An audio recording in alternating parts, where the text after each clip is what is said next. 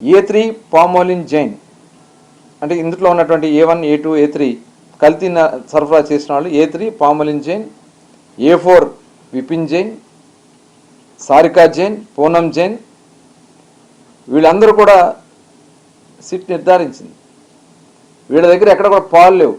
అవన్నీ కూడా palm oil, monoglyceride, beta carotene, acetic acid, lactic acid వంటి రసాయన పదార్థాలు దీంట్లో వాడారని చెప్పి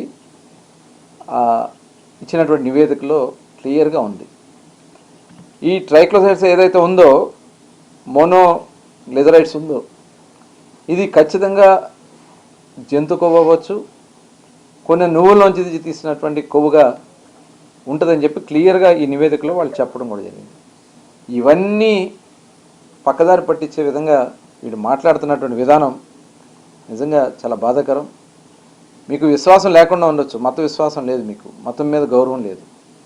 కనీసం స్వామివారు ఇవాళ కోట్లాది మంది ఆరాధించే వెంకటేశ్వర స్వామిని అపవిత్రం చేయాలని ప్రయత్నం చేశారు. నిజంగా జగన్మోహన్ రెడ్డి గారు నేను ఒకటి ఈ సందర్భంగా అడుగుతా ఉన్నా, నిజంగా మీకు దమ్ము ఉంటే, ధైర్యం ఉంటే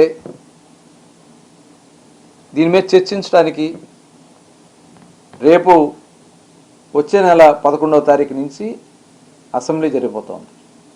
11వ తారీఖు 11 మంది ఎమ్మెల్యేలతో మీరు రండి, దీనికి సమాధానం చెప్పడానికి మేము సిద్ధంగా ఉన్నాం.